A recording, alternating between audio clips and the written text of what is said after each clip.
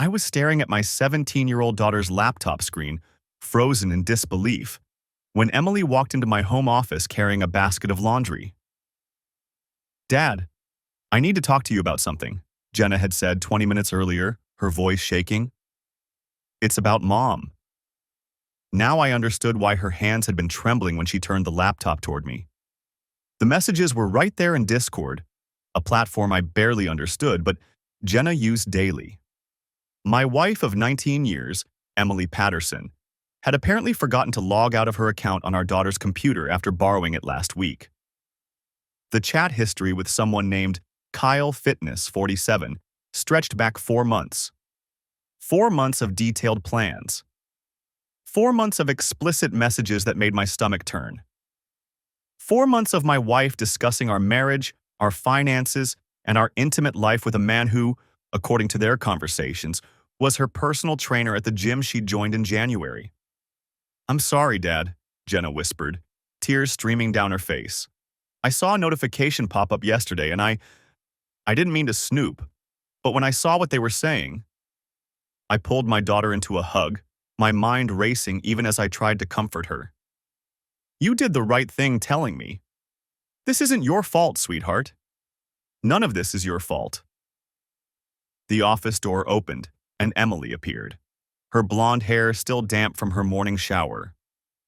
She was dressed in her usual Saturday outfit, expensive athleisure wear that had become her uniform since she'd gotten serious about fitness 6 months ago. "Hey, you two look serious," she said with that easy smile I'd loved for 2 decades. "Everything okay?" Jenna stiffened in my arms.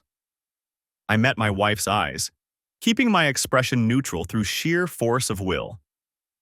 "Just helping Jenna with something," I said evenly. "Can you give us a few minutes?" Emily's smile faltered slightly. She'd always been perceptive, and something in my tone must have registered. "Sure, I'm heading to the gym anyway. My session with Kyle is at 10. Of course it was. "Actually," I said, making a split-second decision, "can you push that back? We need to talk. Family meeting in an hour." Her eyes narrowed. "About what?" "I'll explain when Jenna and I are done here." 1 hour. Emily hesitated, her phone already in her hand. I watched her fingers move across the screen, probably texting Kyle, before she nodded. "Okay, I'll be in the kitchen." The moment she left, I turned back to the laptop. "Jenna, I need you to do exactly as I say, okay? This is important." My daughter nodded, wiping her eyes. "First, don't delete anything. Second, I need you to show me how to save all of this. Screenshots, downloads, whatever it takes. Can you do that?" Jenna's fingers flew across the keyboard. She'd inherited my analytical mind and her mother's quick reflexes. Within 10 minutes, she'd created a folder containing screenshots of every conversation, organized by date. She showed me how to access Emily's cloud storage, which was apparently linked to the Discord account. What I found there made the messages look tame. Photos, videos, calendar entries labeled with innocent-sounding names that, when cross-referenced with the Discord messages, revealed a pattern of meetings that had been happening every Tuesday and Thursday afternoon, the days Emily claimed to have book club and volunteer work at the community center. I'd been a project manager at a defense contractor for 15 years. My job was identifying problems, gathering data, and executing solutions. The emotional devastation would come later. Right now, I needed to think. "Jenna, I need you to email all of this to my personal account. Not my work email. The Gmail I use for our family stuff. Can you do that without Mom seeing?" "Already done," she said quietly. "I sent it to you last night. I wanted to show you in person because I didn't know if you'd believe it otherwise." Smart kid. I pulled her close again. "Where's your brother?"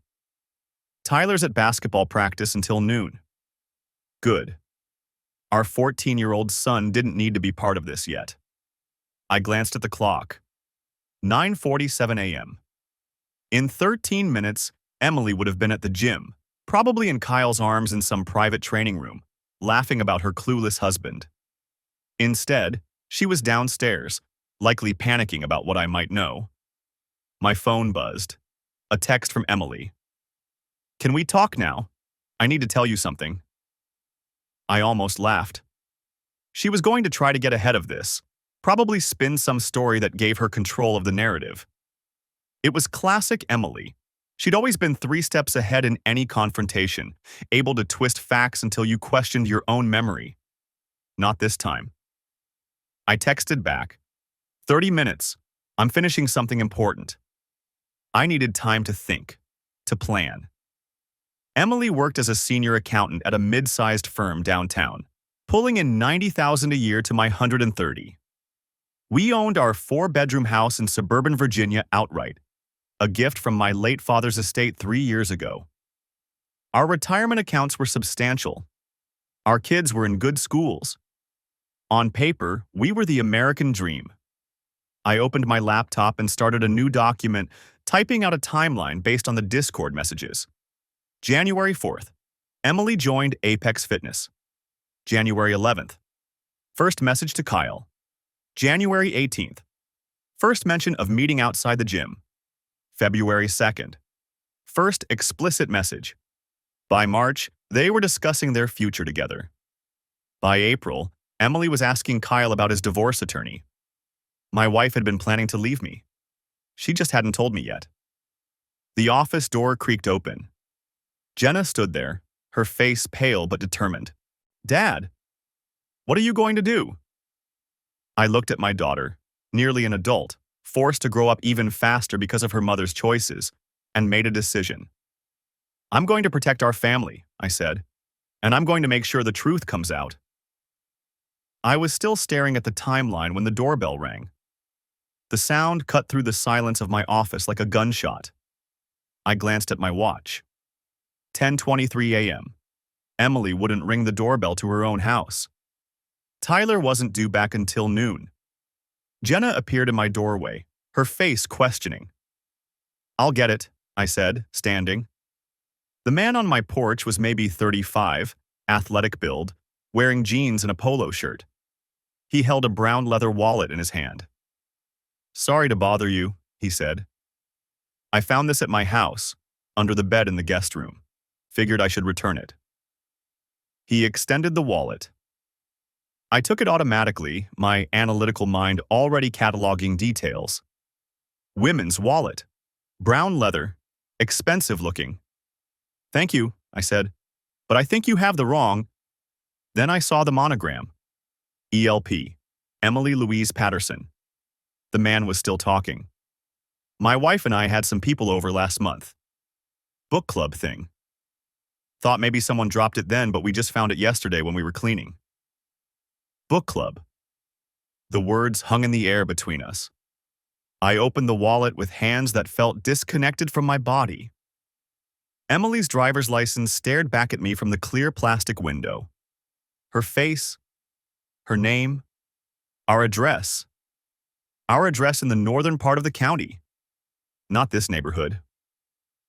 "What's your address?" I heard myself ask. "Oh, right." He pulled out his phone. 3847 Oakmont Drive. I looked up your address from the license. Figured it was easier than calling. Oakmont Drive. South end of the county. Near the Apex Fitness where Emily went to the gym. Where Kyle worked. "Your wife hosts a book club?" The question came out flat. "No, my wife goes to one. They rotate houses." He shifted his weight. "Look, is everything okay? You look..." "I'm fine." I forced something resembling a smile. "Thank you for returning this. I appreciate your honesty." He nodded, clearly eager to leave now that the awkwardness had settled in. "No problem. Have a good day." I closed the door and stood in the entryway, holding my wife's wallet. The leather was warm from the stranger's hand. Jenna materialized beside me. "Dad?" I opened the wallet fully. Credit cards. Her gym membership card. $43 in cash. A folded receipt from a restaurant I'd never heard of, dated 6 weeks ago. Tuesday night. The night she'd told me book club ran late. She lost this a month ago, I said. My voice sounded distant. She told me she thought she left it at the grocery store, canceled all the cards, got a new license. Jenna took the wallet from my hands and examined the receipt. Bellamy's. That's the Italian place on Randolph Street, near Oakmont Drive. Dad. Her voice was very quiet. What does this mean? I looked at my daughter. 17 years old. Too young to have to piece together her mother's lies. Too smart not to see the pattern. It means she was at that house, I said. Not for book club. The pieces were assembling themselves in my mind with brutal clarity. Emily had joined the gym in January, met Kyle, started the affair. The Tuesday and Thursday book club meetings that had seemed so innocent. The volunteer work that always ran late. She'd been going to his house. The stranger had said his wife went to book club, which meant Kyle was married. Or had been. The Discord messages mentioned his divorce attorney. Emily had been sleeping with Kyle at his house, in his guest room apparently, and she'd been careless enough to lose her wallet there. She lied about losing it, Jenna said. She was staring at the receipt, her analytical mind working through the same calculations. She knew exactly where it was, she just couldn't go back and get it. Not without explaining why she was there in the first place. So she reported it lost, got new cards, hoped whoever found it would just throw it away or turn it into the police. Jenna looked up at me. But his wife found it, and she probably asked Kyle whose wallet it was. I nodded slowly. And he couldn't tell her the truth. So he made up the book club story. Had his wife return it to maintain the fiction. You think his wife knows? I don't know. I took the wallet back, studying it like evidence at a crime scene, which, in a sense, it was. Maybe she suspects. Maybe that's why their marriage fell apart. My phone buzzed. Emily, again. I'm on my way home. We need to talk. Please. I showed Jenna the message. She read it, and her jaw tightened. She knows, Jenna said. Kyle must have told her about the wallet being returned. He's probably freaking out. Of course. Kyle would have seen the wallet found. Seen his carefully constructed lie about book club delivered directly to the husband he'd been betraying for 4 months. He would have contacted Emily immediately. I pulled up Kyle's profile on Discord from the screenshots Jenna had sent. No last name visible. Just Kyle Fitness 47 and a profile picture of him at the gym. Young. Fit.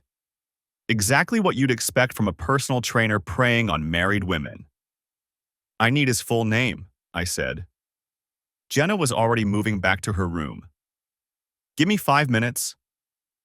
I stood in the entryway, holding my wife's lost wallet, and felt the last piece of my 19-year marriage crumble into dust. This wasn't just an affair. This was systematic deception. Calculated lies. A parallel life she'd constructed with such care that she'd even manufactured a plausible cover story for losing her wallet, rather than risk exposure. The doorbell. The stranger's honest face. Found it at my house, under the bed. Under the bed in Kyle's guest room, where my wife had been meeting him twice a week while I worked late and trusted her completely. My phone rang. Emily. Not texting now. Calling. I let it ring 4 times before answering. Where are you? I asked. 10 minutes away. Her voice was tight, controlled. I need to explain something. There's been a misunderstanding? What kind of misunderstanding? Just, please, wait for me. Don't do anything until we talk. The line went dead. I looked at the wallet in my hand, at the receipt from Bellamy's, at the driver's license with our address that wasn't anywhere near Oakmont Drive. Jenna emerged from her room with her laptop. Kyle Patterson. He kept his wife's last name after the divorce. Used to be Kyle Brennan. Divorce was finalized 8 weeks ago. Same last name as Emily. Coincidence, It's a common name. Jenna pulled up a Facebook profile. But look at this. Kyle's profile was semi-public. Recent posts about fitness, motivational quotes. And there, 3 months ago, a bitter post about divorce and starting over. Check the comments, Jenna said. I scrolled down. Supportive messages from friends, generic encouragement. And then, buried in the middle, a comment from a private account. Just initials, ELP. You deserve better. Sometimes the hardest changes lead to the best outcomes. Posted 11 weeks ago, right after Emily joined the gym. She was commenting on his divorce posts, I said. Encouraging him. Grooming him, Jenna corrected. Or he was grooming her. Either way, they were planning this. The Discord messages had shown Emily asking about Kyle's divorce attorney. Now I understood why. She wasn't just curious. She was gathering information, preparing her own exit strategy. 4 months of messages. 4 months of lies. And now, with her wallet returned by a stranger who'd found it under the bed at her lover's house, Emily was racing home to explain the misunderstanding. I heard a car in the driveway. Emily's Honda. She was early. Upstairs, I told Jenna. Take your laptop. Don't come down unless I call you. Dad, now. She went. I heard her door close softly. I walked to the kitchen and set the wallet on the counter. Positioned it carefully in the center. The driver's license visible. The receipt beside it. Evidence laid out like a prosecutor's exhibit. Then I sat down at the kitchen table and waited for my wife to walk through the door and try to lie her way out of the truth I was holding in my hands. I heard her car pull into the driveway. The engine cut off. A door slammed. Jenna looked at me from across the kitchen island, her expression calm but alert. We'd spent the last 8 minutes preparing. The evidence was secured. Multiple cloud backups. Copies on 3 different drives. One already in my desk drawer at work. The stranger with the wallet had left 5 minutes ago, bemused but satisfied after I'd thanked him profusely and sent him on his way. Emily's wallet sat on the kitchen counter. Brown leather, worn at the edges. I'd opened it after the man left. Her driver's license showed our address here in Sterling. The receipt tucked behind her Visa card was from Lucia's, an Italian place on Oakmont Drive, 3 blocks from Apex Fitness. Date stamp, March 12th. A Tuesday. Book club night. 2 entrees, 2 glasses of wine. 1 tiramisu, 2 forks. The front door opened. Hello? Emily's voice carried that careful brightness people use when they're trying to sound normal. Anyone home? Kitchen, I called back. Her footsteps came quickly down the hall. She appeared in the doorway still wearing her gym clothes. Black leggings, a purple tank top with the Apex Fitness logo, white sneakers. Her face was flushed, but not from exercise. Her eyes went immediately to the wallet on the counter, then to me, then to Jenna. Hey, sweetie. She smiled at Jenna, but it didn't reach her eyes. I thought you were at Madison's house. Plans changed. Jenna's voice was level. Emily's gaze shifted back to me.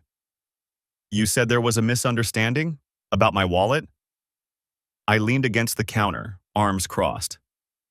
A man just dropped it off. Said he found it at his house, under the bed in his guest room. That's impossible. The words came quickly. I lost that wallet a month ago. I told you that. I had to replace all my cards. That's what I thought too. I picked up the wallet, turned it over in my hands. But it's definitely yours. Same brown leather one you've had for years. Your initials are still on the inside flap. EMP, Emily Marie Patterson. She stared at the wallet like it was a snake. Where did this man live? Oakmont Drive. He gave me his address. Nice neighborhood. Close to that gym you go to. Something flickered across her face. Calculation. She was trying to figure out what I knew, what I'd been told. I don't understand. I've never been to Oakmont Drive. Really? I opened the wallet, pulled out the receipt. Because you had dinner at Lucia's on March 12th.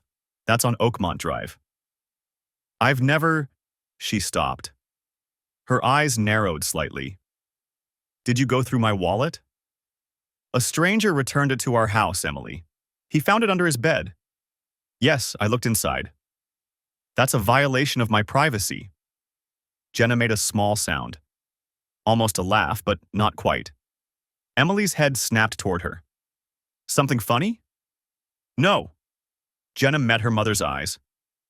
Nothing's funny about any of this. Emily's expression shifted. She looked at Jenna for a long moment, and I watched her read the situation. My wife was perceptive, 3 steps ahead in any confrontation. She was putting it together. Why Jenna was here, why Jenna was so calm, what that meant. Where's Tyler? Emily asked. Basketball practice, I said. He'll be home at noon. I see. Emily set her gym bag down on the floor. Slowly. Buying time. So you two have been having quite a morning. Interesting morning, I agreed. The man who returned your wallet was very apologetic. Said his son had a party a few weeks ago. Found the wallet while cleaning up. Thought it was strange, but figured one of the kids must have found it somewhere and brought it back to the house. That must be what happened. Emily's voice was steady now. She'd chosen her approach. Someone found my wallet and it ended up at this party somehow. I'm glad to have it back. His son is 23, I continued. Lives at home while he finishes grad school. The party was mostly his classmates. Mid-20s crowd. Okay. She drew the word out slightly. The guest room where he found it? That's where his son's friend Kyle has been staying. Recently divorced guy. Personal trainer. Needed a place to crash for a few weeks while his apartment situation got sorted out. Emily went very still. Kyle Patterson, I said. Though I guess you know him as Kyle Fitness 47. The color drained from her face. Not dramatically, Emily had too much control for that, but I watched it happen. A gradual paling, like someone had adjusted the saturation on a photograph. I don't know what you're talking about. But her voice had lost its certainty. I pulled out my phone, opened the folder Jenna had created, turned the screen toward Emily. The first screenshot showed clearly Discord messages, Kyle Fitness 47's profile picture, him shirtless at the gym, and Emily's username, mreads47. Emily looked at the screen, looked at Jenna. Back to me. How long have you been spying on me? We're not spying, Jenna said quietly. You used my laptop. You forgot to log out of Discord. Emily's jaw tightened. You went through my private messages. They were open on my screen, Jenna said. I saw them when I opened my laptop this morning. And you ran straight to your father. I documented them first. Jenna's voice was steady, but I heard the hurt underneath. 4 months of messages, Mom. 4 months of you lying to us, to Dad, to Tyler and me. Emily closed her eyes briefly. When she opened them, something had changed. The defensive posture had shifted. She looked at me directly. We need to talk. Alone. No, I said. This is between you and me. Jenna stays. I kept my voice level. She's 17. She's old enough to understand what's happening to her family. And she's the one who discovered this, so she's already involved. She's a child. I'm right here, Jenna interrupted, and I'm not leaving. Emily's hands clenched at her sides. Fine. You want to do this now? Here? In front of her? I want you to tell me the truth, I said. How long have you been sleeping with Kyle Patterson? She flinched at the directness. It's not what you think. 4 months of messages say otherwise. It's complicated. Actually, it's pretty simple. I scrolled through the screenshots on my phone. January 15th, you tell him you can't stop thinking about him. January 22nd, First mention of meeting at his place. February 3rd, you're discussing his divorce attorney. March 19th, you're planning a future together. Which part am I misunderstanding? Emily's composure cracked. You don't know what it's been like. You're always working, always focused on your projects. When was the last time you really looked at me, really saw me? I saw you Tuesday night, I said. When you came home from book club, except there was no book club. You were at Lucia's with Kyle, having dinner, sharing dessert. One dinner, Tuesday and Thursday nights for 4 months, Emily. I have your calendar entries, your mileage logs. Jenna found the pattern. Every Tuesday and Thursday, you drove to that part of town. Sometimes to his friend's house on Oakmont Drive, sometimes to his apartment after he moved out, sometimes to that hotel on Route 7. Her eyes widened slightly. We hadn't mentioned the hotel before. I watched her recalculate what we knew. You're making this sound sordid, she said. It wasn't like that. What was it like? He listened to me. He made me feel alive again. You and we've been going through the motions for years. You know we have. I thought we had a good marriage. You thought. Emily's voice rose slightly. You thought everything was fine because that's what you wanted to think. You never asked if I was happy. You never wondered if I needed more. So you found a personal trainer half your age. He's 36, she snapped, and started an affair instead of talking to your husband. I tried talking to you, her voice cracked. I tried for years. You were always too busy, too tired, too focused on work. I became invisible in my own marriage. Jenna spoke up, her voice cutting through the tension. Dad works hard so we can have this house, so Tyler and I can go to good schools, so you can have the life you wanted. Emily turned to her. You don't understand. I understand you lied to us, Jenna said. Every Tuesday and Thursday, book club, volunteer work, all lies. I was trying to protect you. By cheating on Dad? By finding something for myself? Emily's control finally broke. I'm 42 years old. I've spent 19 years being a wife and a mother, and I love you both. I do. But I needed to feel like Emily again. Not just someone's mother or someone's wife. Me. The kitchen fell silent. I looked at my wife, this woman I'd built a life with, and saw a stranger. Not because she'd changed, but because I was seeing clearly for the first time in months. Maybe years. Kyle's divorce was finalized 8 weeks ago, I said quietly. You were commenting on his posts about it 11 weeks ago, encouraging him, telling him he deserved better. You helped him leave his wife. Emily didn't deny it. Were you planning to leave too? I asked. Were you planning to leave us? She looked away. I don't know. Maybe. Eventually. Jenna made a small sound. Pain, betrayal, disbelief all compressed into one breath. Emily reached toward her. Sweetie, don't. Jenna stepped back. Just don't. My phone buzzed. A text from Tyler. Practice ending early. Coach is sick. Be home in 20 minutes. Then our son would walk through that door, happy and unsuspecting, and this would become real for him too. I looked at Emily. You need to leave. This is my house. The house my father left me, I corrected. The house I own outright. You need to pack a bag and leave. Now. You can't just kick me out. I can ask you to go, and you will.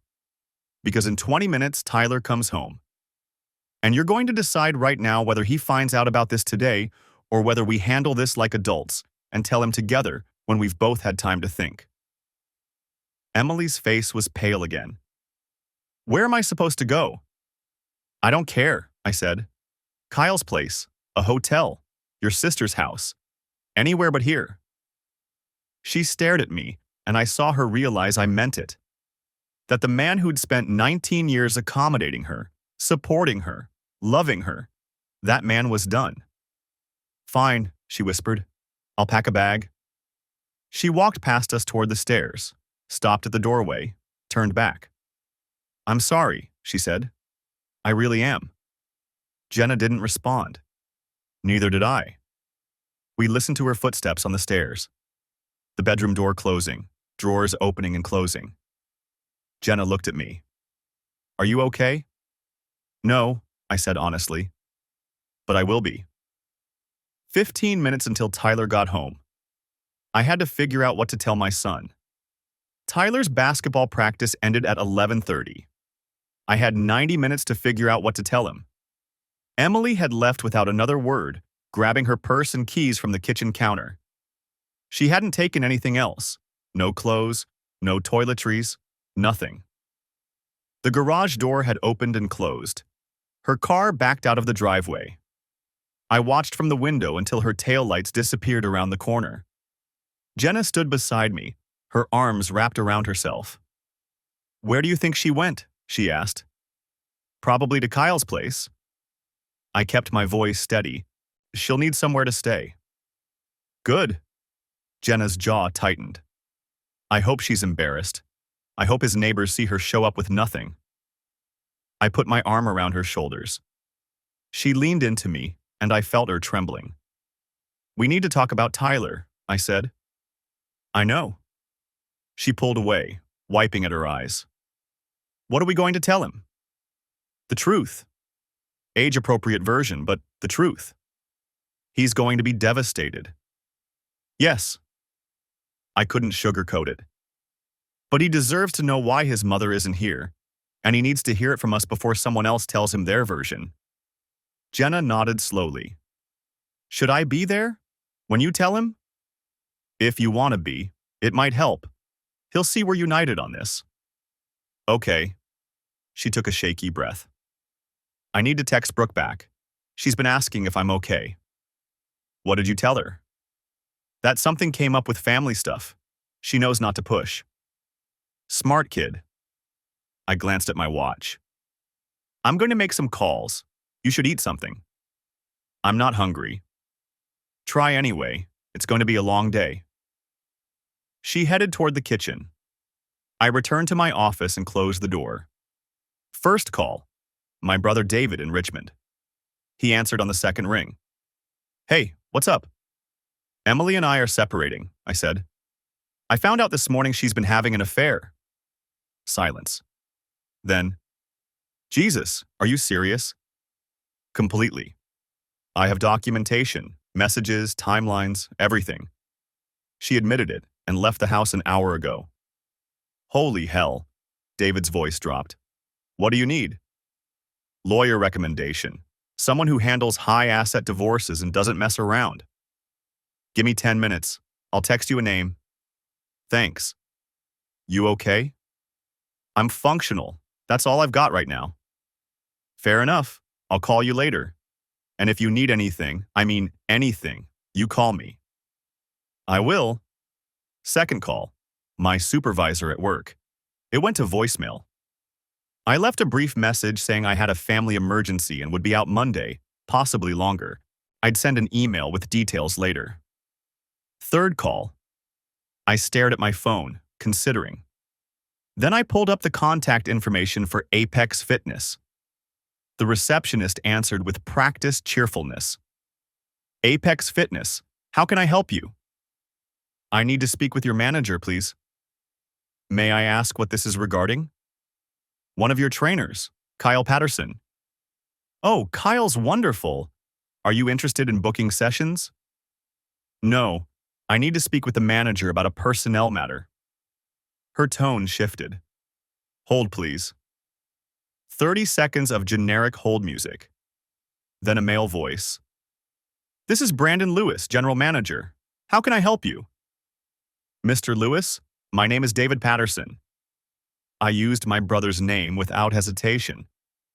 "I'm calling about Kyle Patterson, one of your personal trainers." "Yes?" "I'm the husband of one of his clients. I discovered this morning that Kyle has been having an affair with my wife for the past 4 months. They've been using training sessions as cover for their meetings." Long pause. "I see. I'm very sorry to hear that." I'm sure you are. I'm calling as a courtesy to inform you that I'll be filing for divorce, and my wife's relationship with your employee will be part of the court record. I wanted you to be aware before it becomes public. I appreciate that. Lewis sounded genuinely uncomfortable. Look, I can't discuss personnel matters, but I want you to know we take professional conduct very seriously here. I'm sure you do. I just thought you should know that one of your trainers is sleeping with married clients. Thank you for bringing this to my attention. Have a good day, Mr. Lewis. I ended the call and set the phone down. Would it cost Kyle his job? Maybe. Maybe not. But it would definitely make his life more complicated. My phone buzzed. Text from David. Garrett Bishop. Divorce attorney in Fairfax. Tough as nails. Tell him I sent you. Number attached. I saved the contact and drafted an email to myself with everything I'd need. Timeline of events, screenshot inventory, financial account numbers, property details. I'd call Bishop on Monday morning. Jenna appeared in the doorway. Dad? Tyler just texted. Practice is running late. Coach is doing extra drills. He won't be home until 12:15. Okay, that gives us more time. I made sandwiches. You should eat. I followed her to the kitchen. 2 turkey sandwiches sat on plates at the counter. I wasn't hungry either, but she was right. We needed to keep our strength up. We ate in silence. Jenna picked at her sandwich, taking small bites. I forced myself to finish half of mine. What happens next? She asked finally. After we tell Tyler? We establish a new normal. You and Tyler stay here with me. Your mother will need to figure out her living situation. Will she try to come back? I don't know. But if she does, it won't be today. Good. Jenna set down her sandwich. I don't want to see her right now. You don't have to. Not until you're ready. What if I'm never ready? I didn't have an answer for that. My phone rang. Unknown number. I answered anyway. Is this the Patterson residence? A woman's voice, professional. Yes? This is Karen White from Apex Fitness. I'm calling to confirm Emily Patterson's training appointment for Tuesday at 6 p.m. with Kyle. I almost laughed. The gym's automated confirmation system, oblivious to the chaos it was calling into. Emily won't be keeping that appointment, I said, or any future appointments with Kyle. Please cancel all of her sessions. Oh, is everything all right? Everything's fine. She's just decided to pursue other fitness options. I understand. I'll make a note in the system. Have a great day. She hung up. Jenna was staring at me. That was the gym. Automated confirmation call for Tuesday session. Wow, that's... She shook her head. That's just surreal. Yeah. We cleaned up the lunch dishes. I loaded the dishwasher while Jenna wiped down the counter. Normal Saturday afternoon tasks performed in the wreckage of our family. At 12:10, I heard the garage door open. Tyler's ride home, his friend's mother, who'd been carpooling to practices for the past month. He's here, Jenna said quietly. You ready? No, but let's do it anyway. The front door opened. Tyler came in, gym bag slung over his shoulder, face flushed from practice. Hey, I'm starving. Is there... He stopped, looking between us. What's wrong? Come sit down, I said. We need to talk to you about something. His expression shifted from confusion to concern. Where's Mom? That's what we need to talk about. Living room. He dropped his gym bag by the door and followed us. Jenna sat on the couch. I took the armchair. Tyler remained standing, his athlete's instincts telling him to stay mobile, ready to move. Tyler, sit down, I said gently. He sat on the opposite end of the couch from Jenna, his knee bouncing nervously. Your mother and I are separating, I said. She's moved out of the house. Tyler's face went blank. What? Why? She's been having an affair with someone she met at her gym. It's been going on for 4 months. No. He shook his head. No, that's not. Mom wouldn't. She would, Jenna said quietly. She did. I found the messages this morning. Tyler turned to her. What messages? She left her Discord logged in on my laptop. She's been talking to her personal trainer, planning a future with him. Discord? Mom doesn't use Discord. Apparently she does. Jenna's voice was steady but tight.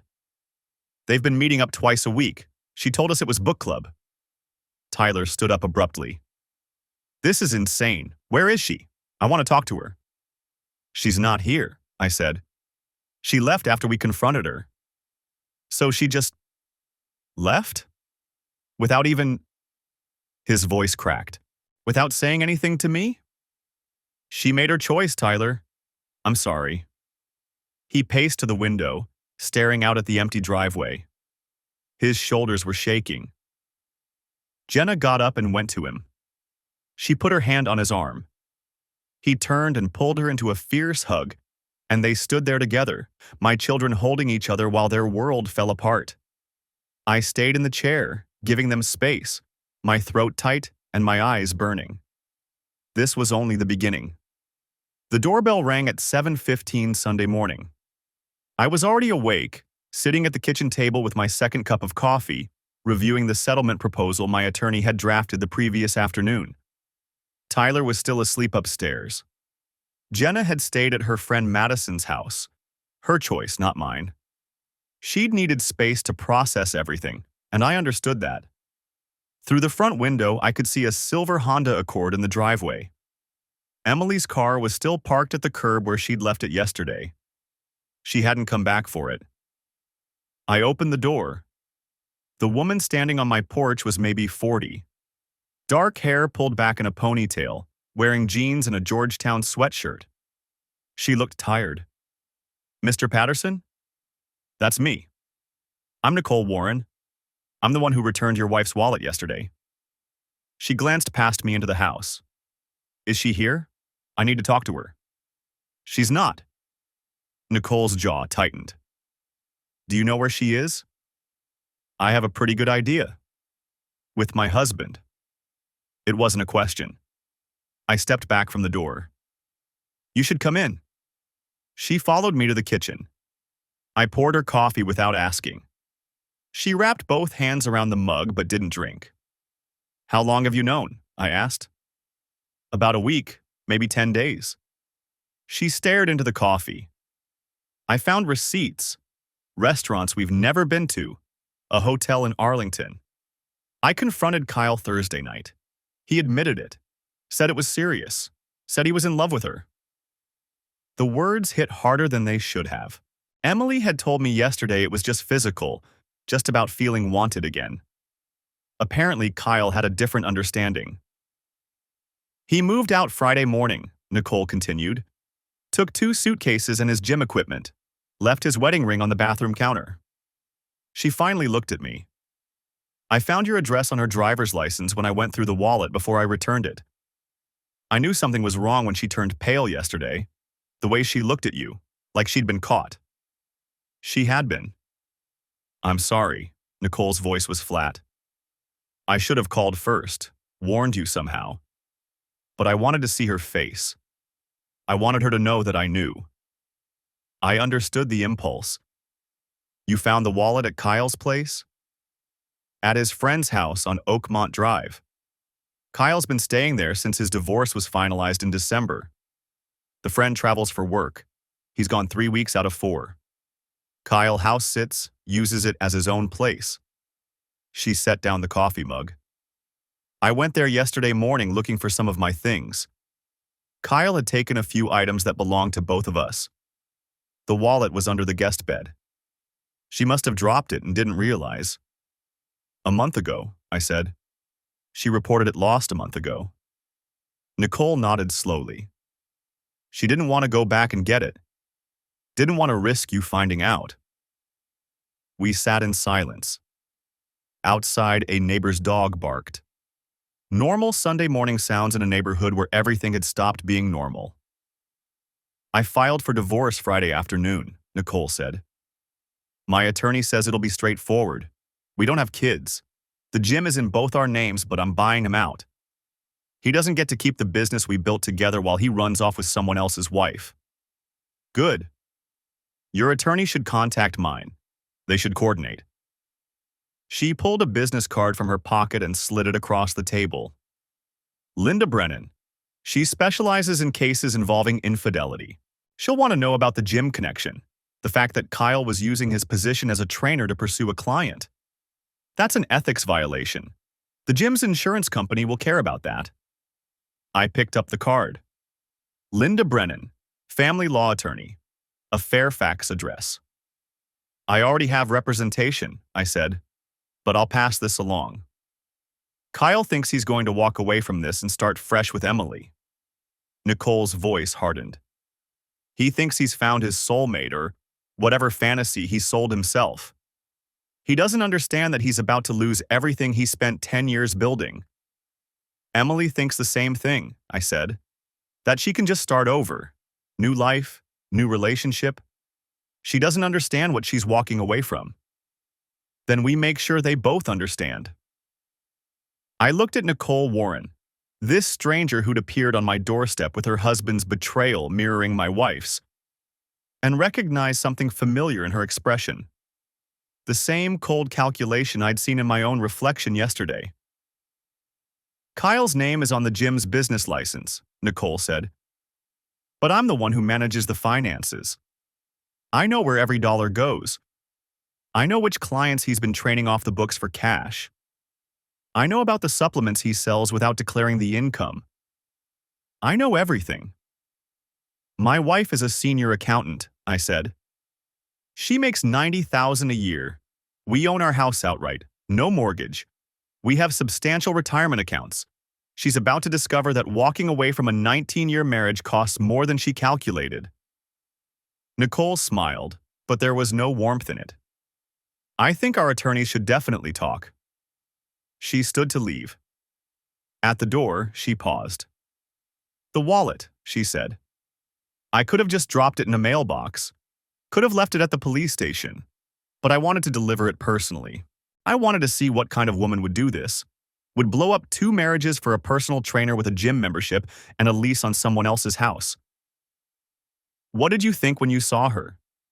I thought she looked ordinary, like someone I'd see at Target or the school pickup line, like someone who should have known better. Nicole pulled her keys from her pocket. I thought she looked exactly like the kind of person who convinces herself that she deserves more than what she has, without ever appreciating what that is. After she left, I sat at the kitchen table and called my attorney. David Kramer answered on the second ring. It's Sunday morning. I know, I have new information. I told him about Nicole Warren, about Kyle's ethics violations, about the financial irregularities at the gym. I told him about Kyle moving out, about him telling his wife that he was in love with Emily, about the house on Oakmont Drive that had been their meeting place. David was quiet for a moment. This changes things. If we can demonstrate that the personal trainer was in a position of professional authority, that he violated ethical guidelines, that the gym knowingly allowed inappropriate relationships between trainers and clients. The gym didn't know, I said. I spoke to the manager yesterday. They're investigating. Even better. Shows a pattern of deception on both sides. I heard typing in the background. I'll reach out to Nicole Warren's attorney tomorrow. We'll coordinate our approach. Between the 2 cases, we can build a comprehensive picture of the affair, the deception, the financial planning they were doing. Emily talked to Kyle about our finances, I said. Jenna found messages where they discussed my salary, our retirement accounts, the house value. Emily was feeding him information. More typing. That's excellent. Shows premeditation, planning. She wasn't just having an affair, she was strategizing an exit. That plays very well for us in court. What happens next? I'll file tomorrow morning. Emergency custody hearing by end of week. We'll argue that Emily abandoned the family home and the children. We'll request temporary orders for child support, exclusive use of the house, and restraining provisions preventing her from dissipating marital assets. David's voice was crisp, professional. You said she's a signatory on your joint accounts? Yes. We'll freeze those first thing tomorrow. She doesn't get to empty your savings while she's shacked up with her boyfriend. Tyler appeared in the kitchen doorway, hair sticking up, wearing basketball shorts and an old t-shirt. He looked at me with red-rimmed eyes. I told David I'd call him back. Was that about Mom? Tyler asked. Yes. He opened the refrigerator, stared at the contents without taking anything. Is she coming back? I don't know. Do you want her to? The question caught me off guard. I thought about the 19 years, about the life we'd built, about the woman I'd thought I'd married. Then I thought about the Discord messages, about Kyle Fitness 47, about 4 months of calculated deception. No, I said. I don't. Tyler closed the refrigerator. Good, because I don't either. He sat down across from me, and for the first time since yesterday, I saw something other than hurt in his expression. I saw anger. Clean, focused anger. What are we going to do? He asked. We're going to make sure you and Jenna are taken care of, I said. We're going to make sure the house stays ours, that your college funds are protected, that your mother doesn't get to walk away from her responsibilities just because she decided she wanted a different life. And then? And then we move forward, the three of us. Tyler nodded slowly. Jenna texted me last night, told me everything. About the messages, about the plans, about how long it's been going on. He looked down at his hands. I feel stupid, like I should have noticed something. You're 14. You shouldn't have to notice when your mother is lying to you. Neither should you. Fair point. My phone buzzed. A text from Jenna. Coming home. Need to talk to you about something. 10 minutes later, she walked through the door carrying her laptop bag. She looked like she hadn't slept. Madison's mom asked me if everything was okay at home, she said, without preamble. I didn't know what to tell her. What did you say? That we were dealing with some family stuff. She didn't push. Jenna set her laptop on the table. But people are going to ask. Tyler's friends, my friends, their parents. What do we tell them? It was a good question. In a neighborhood like ours, news traveled fast. Emily's car was still parked outside. She hadn't been home in 24 hours. People would notice. We tell them the truth, I said. Your mother and I are separating. We're working out the details. You and Tyler are staying with me. What about Mom and Kyle? What about them? Jenna's expression hardened. Do we tell people about the affair? Tyler looked at his sister, then at me. I want people to know.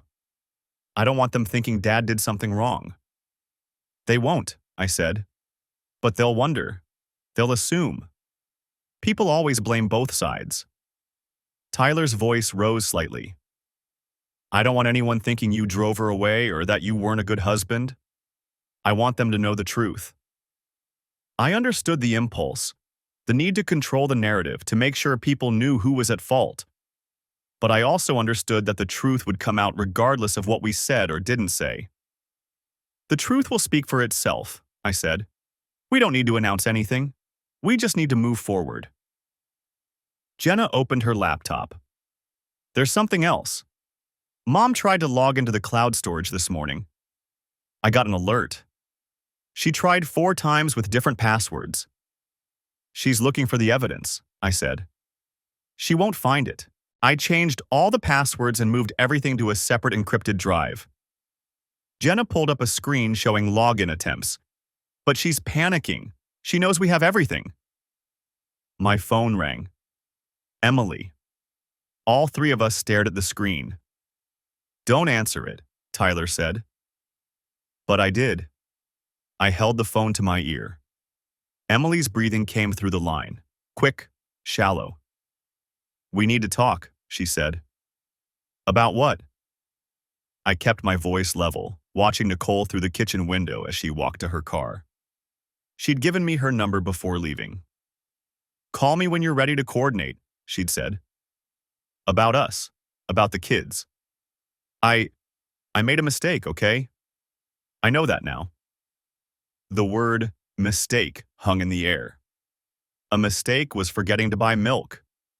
A mistake was missing a turn on the highway. 4 months of calculated deception, of lying to my face every morning, of sleeping in our bed after being with him. That wasn't a mistake. Where are you? I asked. A pause. Does it matter? You're with him. I'm at a hotel, the Hampton Inn off Route 7. Her voice shifted, took on that familiar reasoning tone. I needed space to think, to figure out what happens next. What happens next is already in motion. My attorney filed this morning. I know. I got the email notification from the bank. You froze everything. Now there was an edge. That's my money too. Was. Past tense. I moved to the office, pulled up the spreadsheet I'd started. Assets, liabilities, timelines. You should call a lawyer. A different one than Kyle's using, probably. Conflict of interest. Silence. Then, how do you know about Nicole? She came by. We had a conversation. I clicked through the calendar entries again. The pattern of deception laid out in color-coded blocks. Turns out we have a lot in common. Similar situations, similar timelines. She's very organized, kept excellent records. You can't just... Emily's composure cracked. I want to see my kids. Tyler's at basketball practice until 3. Jenna's upstairs. Can I come by, please? I need to explain... Explain what? How you've been sleeping with your personal trainer since January? How you used book club and volunteer work as cover? How you lost your wallet at his friend's house a month ago and lied about where it went? My hand tightened on the phone. Or maybe you want to explain the messages about our retirement accounts. The ones where you and Kyle discussed my salary, our assets, what you'd walk away with. Her breathing stopped. She hadn't known I'd seen those. That wasn't... We were just talking. Hypothetically. Hypothetically planning to drain our joint savings.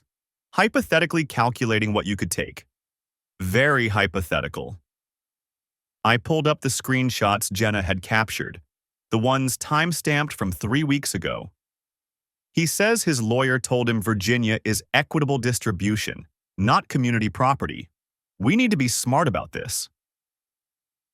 I never took anything, Emily said, because I froze the accounts this morning. You tried to access the cloud storage 40 minutes ago, the one with all the evidence. You're panicking. I'm not. You are.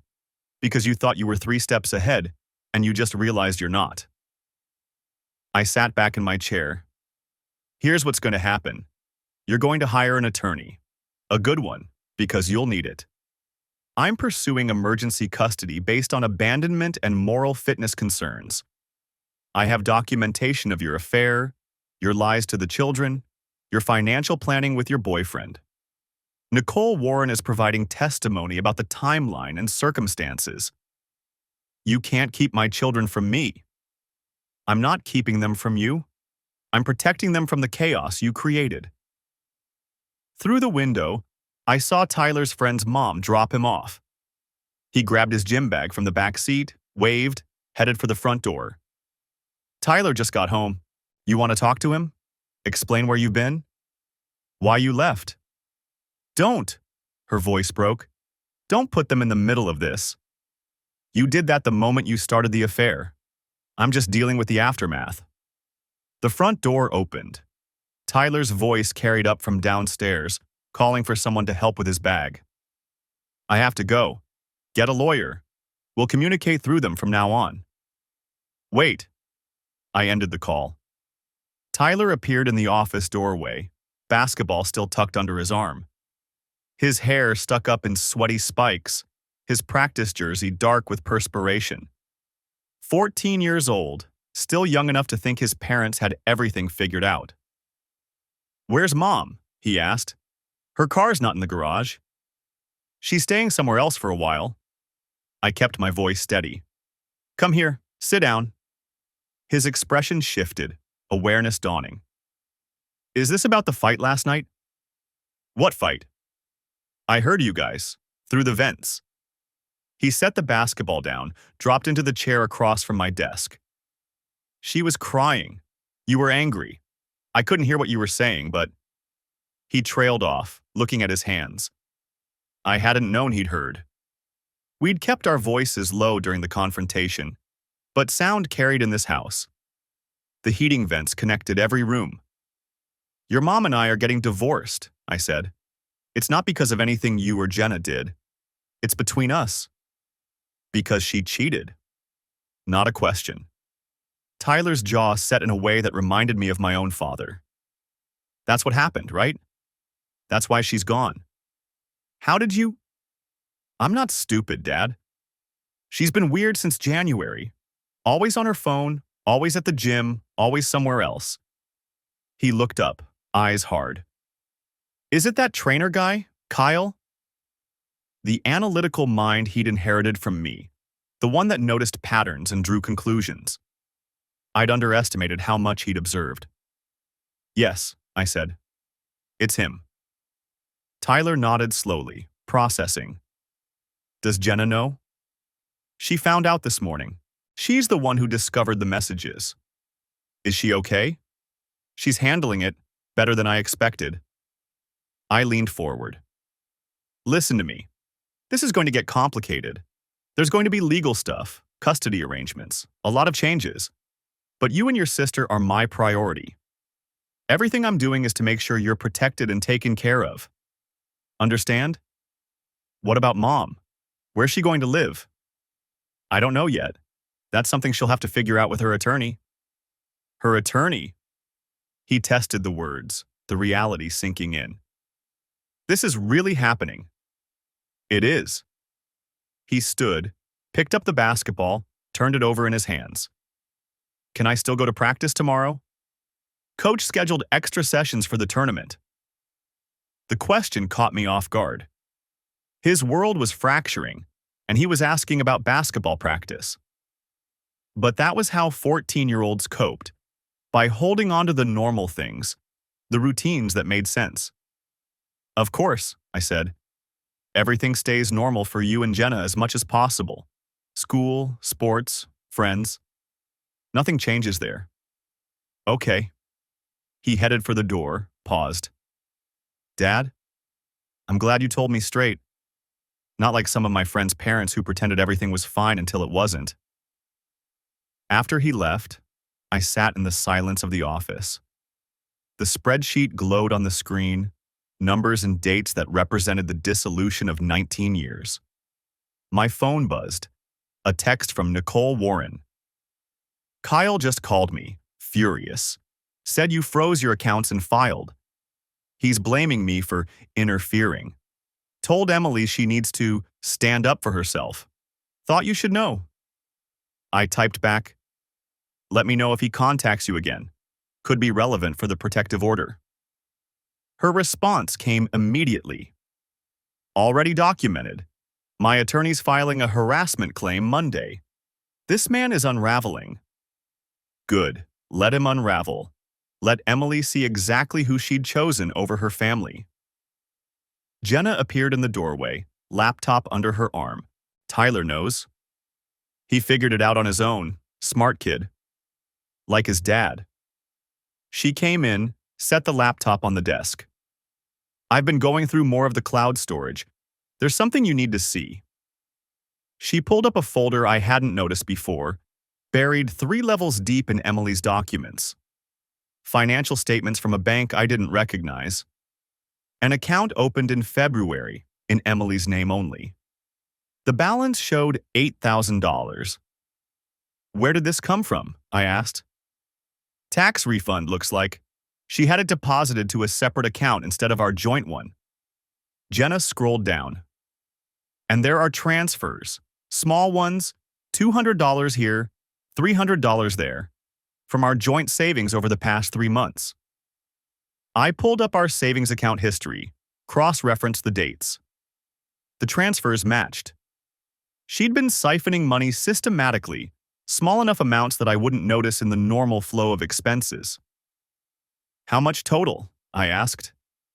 Jenna did the math. $11,400 plus the tax refund. Nearly $20,000, hidden away in an account I didn't know existed. Planning her exit, building her safety net, all while sleeping in our bed and kissing me goodbye every morning. Can you send me screenshots of everything? I asked. The account statements, the transfer history, all of it. Already did. They're in your secure folder. She closed the laptop. Dad, are you okay? The question was simple. The answer wasn't. I will be, I said. We will be. My phone rang again. Unknown number. I answered.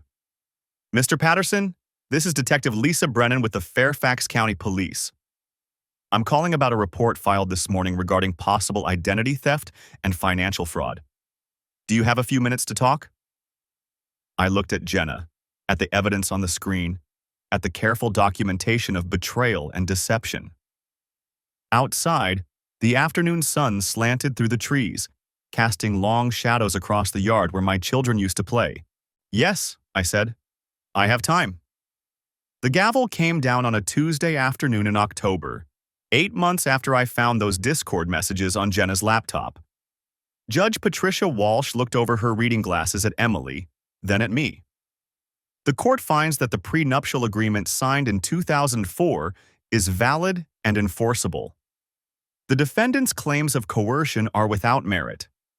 Mr. Patterson retains sole ownership of the family residence, as it was inherited property. Mrs. Patterson is awarded 15% of marital retirement accounts accumulated during the marriage, minus penalties for dissipation of assets. Child support is set at $1,200 monthly. Primary custody remains with Mr. Patterson. Emily's attorney started to object, but Walsh raised her hand. I've heard enough, counselor. Your client systematically deceived her family, diverted marital funds to a secret account, and abandoned the family home to pursue an extramarital relationship. The evidence is overwhelming and, frankly, disturbing. This court prioritizes the welfare of the minor children who have expressed clear preferences about their living arrangements. I didn't feel triumphant. I felt tired. Kyle had lost his job at Apex Fitness in March after the ethics investigation. Nicole's divorce had been finalized in June. She got the gym, the house, and most of their joint assets. Last I heard, Kyle was working at a big box fitness chain in Maryland, living in a studio apartment, still trying to convince Emily they had a future together. Emily had moved into a one-bedroom apartment in Reston. She worked the same accounting job, but the legal fees had drained her savings, what was left after I'd recovered the money she'd hidden. She saw the kids every other weekend when they chose to go. Tyler went once a month maybe. Jenna had been twice since April. Outside the courthouse, Jenna waited on a bench, scrolling through her phone. She was 18 now, heading to Virginia Tech in January on a partial academic scholarship. Tyler stood beside her, taller than me suddenly, his freshman basketball season starting in 2 weeks. How'd it go? Jenna asked. It's done. Good. She stood, shouldered her bag. Can we get food? I'm starving. We went to the diner on Route 50, the one with the good pancakes and terrible coffee. The kids ordered burgers. I got soup I didn't eat. Mom texted me, Tyler said, not looking up from his phone. Wants to know if I'm coming this weekend. What did you tell her? That I have a tournament.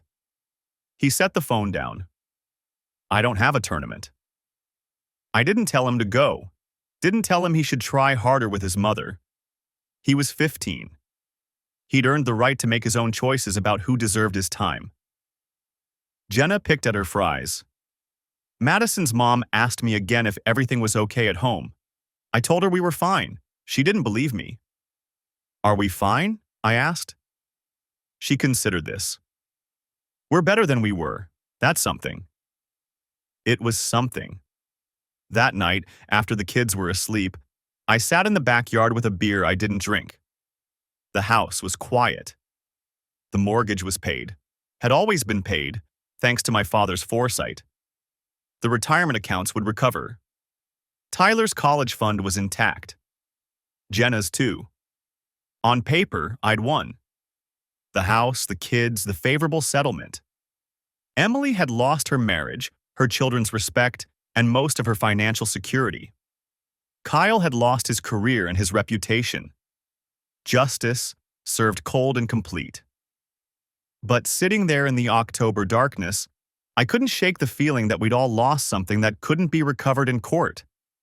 The kids had lost their innocence, their faith that families stayed together. I'd lost 19 years of memories that were now tainted, every happy moment recontaminated by the knowledge of what came after. Emily had lost the most, though she probably didn't see it that way yet. She'd traded a family for a fantasy, stability for passion, and discovered too late that passion burns out while consequences endure. My phone buzzed. A text from Nicole Warren. Saw the ruling. Congratulations. Drink sometime? I typed back, maybe. Thanks for everything. She'd been instrumental in building the case, providing testimony about Kyle's pattern of behavior, the timeline of deception. We'd become unlikely allies, two people bound together by betrayal and determination. But I wasn't ready for drinks, wasn't ready for whatever came next. I was ready for normal, for boring, for Tuesday nights that were actually Tuesday nights, not elaborate covers for infidelity. Jenna appeared in the doorway, silhouetted against the kitchen light. You okay out here? Just thinking. She came and sat beside me on the deck steps. About Mom? About all of it. Tyler told me something today, she said. Said one of his friends asked why he wasn't madder, why he didn't hate Mom more. She pulled her knees up, wrapped her arms around them. You know what he said? What? That being angry takes energy he'd rather spend on basketball. That Mom made her choices and now she has to live with them, but he doesn't have to make it his whole personality. Smart kid. Smarter than me at his age. He's right, I said. Being angry doesn't change what happened. It just keeps you stuck there. Are you stuck? Jenna asked. Sometimes you seem stuck. I thought about the spreadsheets I still updated, the documentation I still maintained, the hypervigilance that made me check account balances twice daily, the way I flinched when my phone buzzed with unknown numbers. A little, I admitted, but I'm working on it. She leaned against my shoulder. Madison's parents are getting divorced too. Her dad cheated with someone from work. She asked me how I dealt with it. I didn't know what to tell her. What did you say? That it sucks, and it doesn't stop sucking for a while, but eventually you realize your life isn't defined by your parents' mistakes, that you get to decide who you are separate from all of it. She paused. Was that okay? That was perfect. We sat in comfortable silence, father and daughter, survivors of a shipwreck we hadn't seen coming. Above us, stars emerged in the October sky. Somewhere across town, Emily was in her apartment, probably on the phone with Kyle, probably still convinced she'd made the right choice. Maybe she had. Maybe this was exactly what she needed. Freedom from responsibility, from the weight of family, from the boring predictability of a stable marriage. Maybe she'd find happiness in her smaller life, her reduced circumstances, her relationship with a man who'd proven he'd betray his vows for the right opportunity. Or maybe, years from now, she'd realize what she'd traded away. The kids' graduations, their weddings, the grandchildren she'd only see in photos. The life we'd built together, imperfect but real, solid but unexciting. Either way, it wasn't my problem anymore. Dad? Jenna's voice pulled me back. Thank you. For what? For not falling apart, for keeping it together for us, for making sure we were okay even when you weren't. She stood, stretched. I know it wasn't easy. It hadn't been. There were nights I'd sat in my car in the garage, unable to go inside, unable to face another evening of pretending normalcy. Days when the weight of single parenthood felt crushing. Moments when I'd wanted to call Emily and scream at her, demand to know how she could do this to us. But I hadn't. Because Jenna and Tyler needed stability more than I needed catharsis. They needed to see that life continued, that one person's betrayal didn't have to destroy everything. You made it easier, I said. Both of you. I couldn't have done this without you. She kissed the top of my head. When had she gotten tall enough to do that? And went back inside. I stayed on the deck until the beer went warm in my hand and the October chill drove me in. Inside, the house was quiet. Tyler's basketball trophies lined the hallway shelf. Jenna's acceptance letter to Virginia Tech hung on the refrigerator.